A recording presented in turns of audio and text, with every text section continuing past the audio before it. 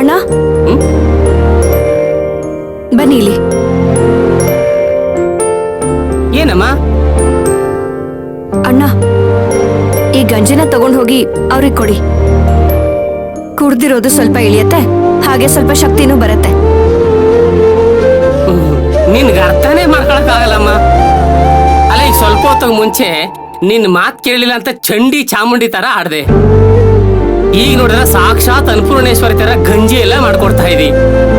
ಅಂದ್ರೆ ನಿನ್ಗೂ ಅದ್ರಲ್ಲಿ ಪ್ರೀತಿ ಇದೆ ಅಂತ ಆಯ್ತು.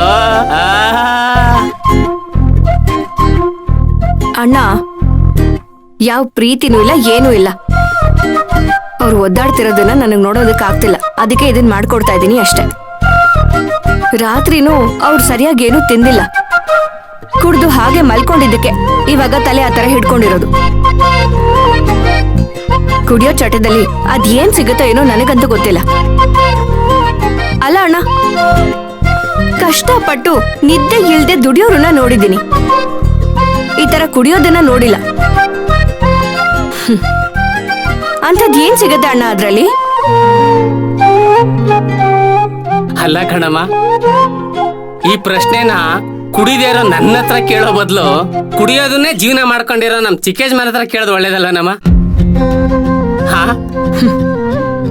ಹೋಗಿ ಹೋಗಿ ಅವ್ರ ಹತ್ರ ಹೇಳೋದ? ಕುಡಿಬೇಡ ಅಂದಿದ್ದಕ್ಕೆ ಇಷ್ಟೆಲ್ಲ ರಾದ ಅಂತ ಮಾಡಿದ್ರು. ಇನ್ನಿದ್ರಲ್ಲಿ ಏನ್ ಸಿಗತ್ತೆ ಅಂದ್ರೆ ನನ್ಗೆ ಕುಡಿಸ್ಬಿಡ್ತಾರೆ ಅಷ್ಟೆ. ಅದ್ ಹಂಗಿರ್ಲಿ, ನಿಜವಾಗ್ಲೂ ನೀವ್ ಯಾವತ್ತೂ ಕುಡ್ದೇ ಇಲ್ವಾ ಅಣ್ಣ? ಜೀವನದಲ್ಲಿ ಒಂದೇ ಒಂದ್ಸಲ ಕುಡ್ದಿದೆ ಕಣಮ್ಮ. ಅದು ನಾನ್ ಬೇಕು ಅಂತ ಕುಡ್ದಿದ್ದಲ್ಲ. ನನ್ನ ಫ್ರೆಂಡ್ಸ್ ಎಲ್ಲ ಸೇರಿ ನನ್ನ ಮಕ್ಕಳು ಕೂಲ್ ಡ್ರಿಂಕ್ಸ್ ಅಲ್ಲಿ ಮಿಕ್ಸ್ ಮಾಡ್ಕೊಟ್ಬಿಟ್ಟಿದ್ರು. ದೊಡ್ಡ ರಂಪಾಟ ಆಗ್ಬಿಟ್ಟಿತ್ತು. ಅವತ್ತೇ ಲಾಸ್ಟ್. ಇಲ್ಲಿವರೆಗೂ ಕುಡ್ದಿಲ್ಲ ನಾನು.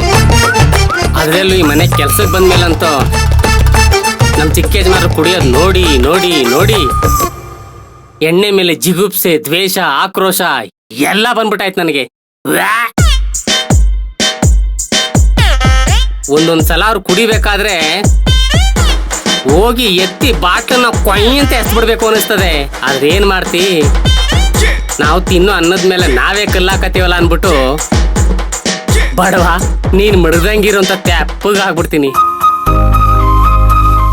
ನಿಜ ಹೇಳೋದಕ್ ಹೋದ್ರೆ ನಂಬೋದಿಲ್ಲ, ಸುಳ್ಳು ಹೇಳೋದಕ್ಕೆ ನನ್ಗೂ ಬರೋದಿಲ್ಲ. ಅದ್ ಬಿಡಿ, ಈಗ ಹೋಗಿ ಇದನ್ನವ್ರು ಕೊಟ್ಬಿಟ್ ಬನ್ನಿ. ಪ್ರೀತಿಯಿಂದ ಶಕ್ತಿ ಬರ್ಲಿ ಅಂತ ಇದನ್ನ ಮಾಡಿದ್ಯಾ. ಇದನ್ನ ನಾನ್ ಕೊಡೋ ಬದಲು ನೀನೇ ಹೋಗಿ ಕೊಟ್ಬಿಟ್ ಬರತ್ತಾನೆ. ಅದ್ ಹೇಗಾಗತ್ತಣ್ಣ?